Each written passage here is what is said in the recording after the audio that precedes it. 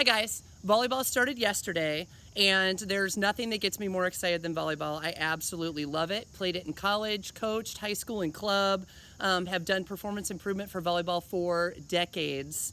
And so with the start of the season, I wanted to go through some hitting mechanics and how you can hit harder, how you can be more accurate, and how you can prevent injuries. If we look at volleyball, there's two big chunks of injuries we see in that athlete. We see lower extremity, which is a lot of ankle, some ACL, and then upper extremity or upper body, we see a lot of shoulder stuff with labrum tears, and we see a lot of low back pain. So today we're going to talk about the shoulder and the low back with your hitting mechanics.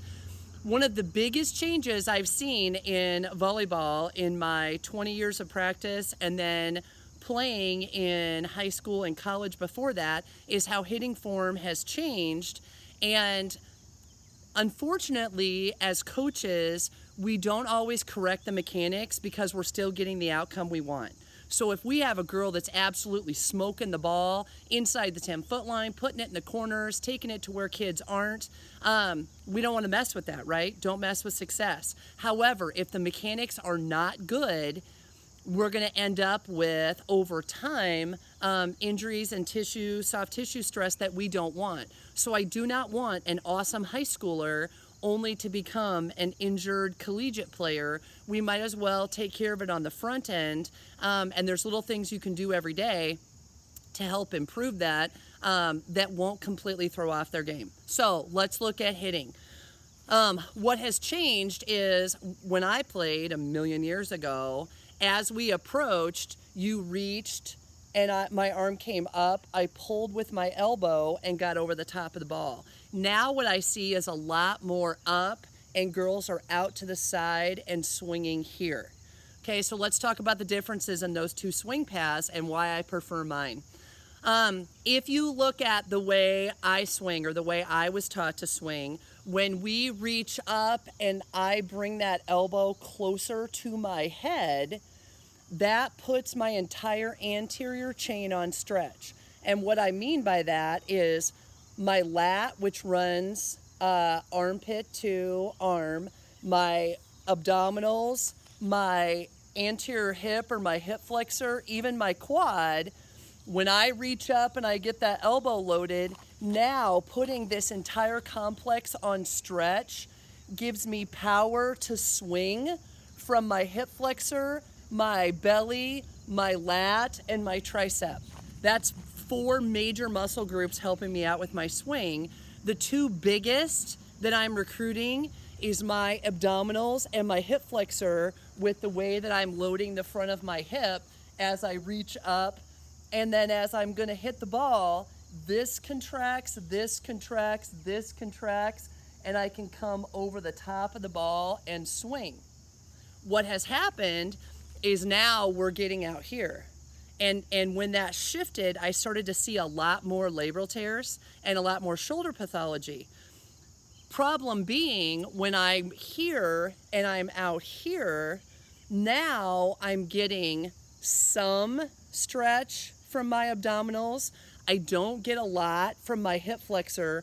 I don't get barely anything from my lat, and a lot of this is rotator cuff. Okay, so if you look at the rotator cuff, the muscles and the tendon, my rotator cuff muscles are like the size of 2 fingers put together. They're very small, and they support that shoulder in the socket. The shoulder is the only joint in the entire body completely held where it's supposed to be by muscle. My hip, my knee, my ankle, all of those have a lot of bony contact that tells them where to go.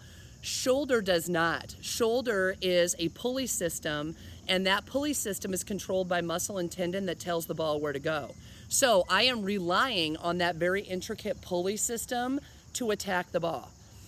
If I'm here, I get a lot more abdominal help. So that is a big change in what's caused shoulder injuries. So depending on how you hit, you need to train for that, right? So if I am out here, you have to have a really strong rotator cuff, both front side and back side, and we really need to work hard on helping teach them to engage those abdominals as we're getting up here.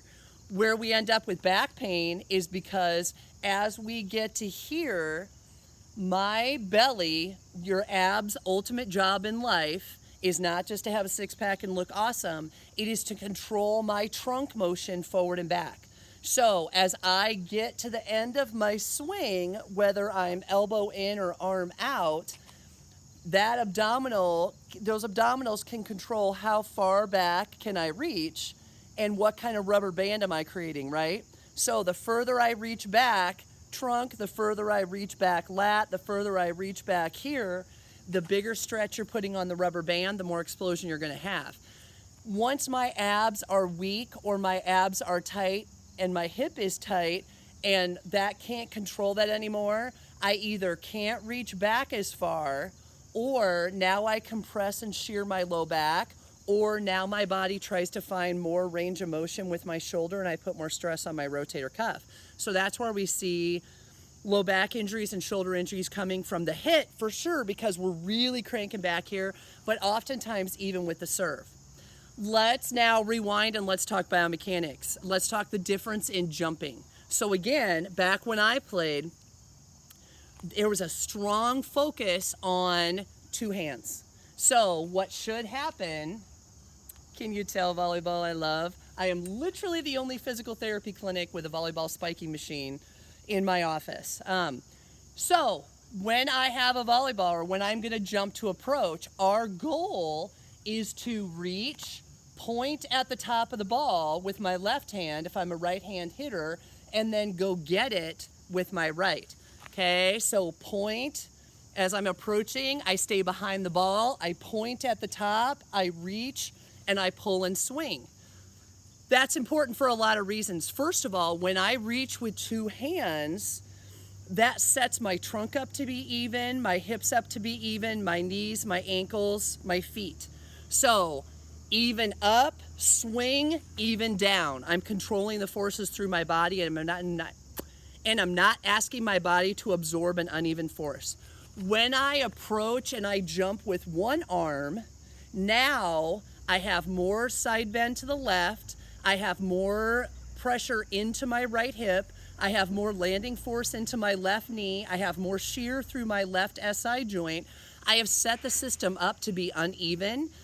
It's uneven on the way up, so it's uneven on the way down. So you're gonna land differently than if you jump with two arms. This is important with repetitive stress. If I'm attacking and hitting 100 volleyballs in a practice, I'm creating unlevel stress in that chain 100 times. There's no way to counteract that stress because it's not like I'm gonna go hit 100 times with the other arm.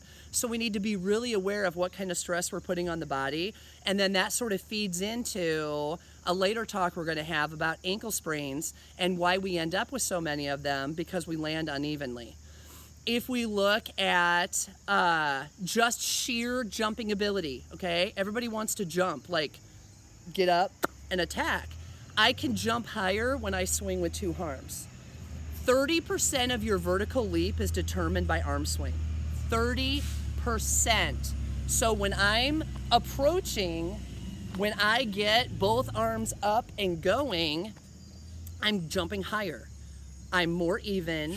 I have more abdominal initiation, or I'm turning on more of the front side of my body so that I can explode through it. So two hands is really important.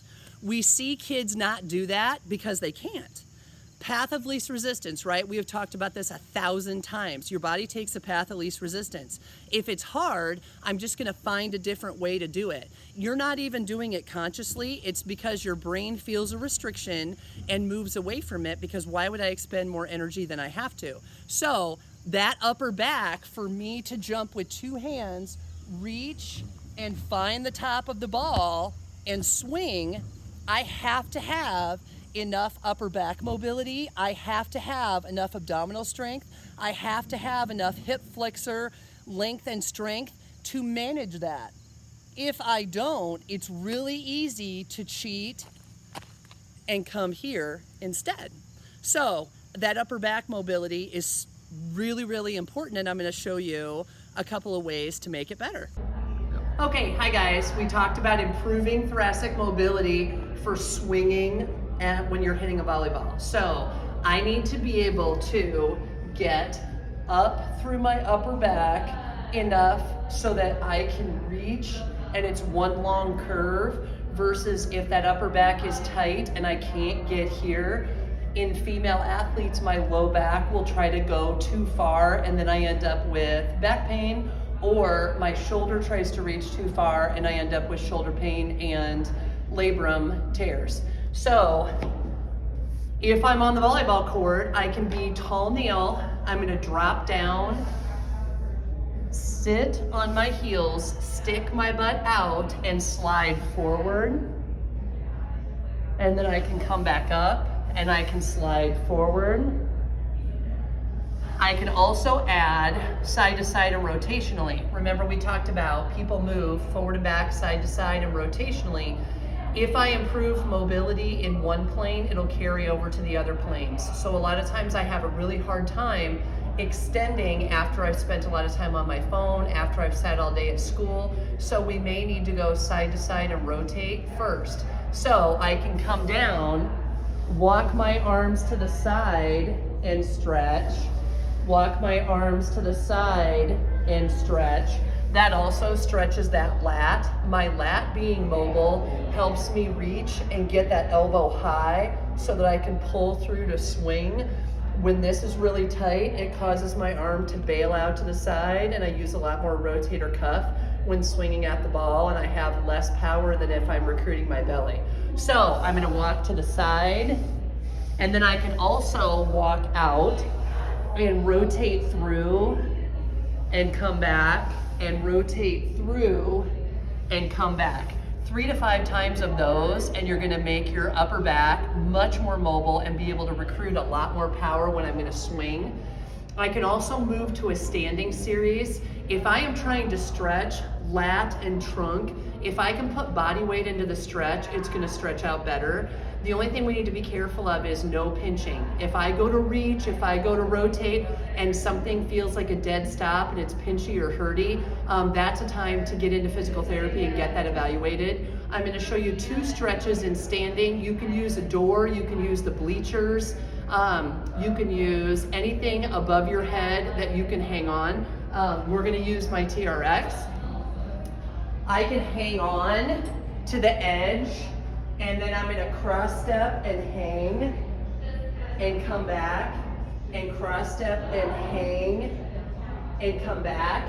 That helps open this up. And then if we look at, again, I wanna be able to extend my spine, I can also grab onto that door frame railing, pull, and I can stick my butt out and hang, stretch here and come back up. I can start by looking down so that I'm here as I warm up with the big goal of being to stick my butt out. And then I want to finish with hanging and looking up. That helps finish the extension of my low back. So that helps me get a better volleyball swing.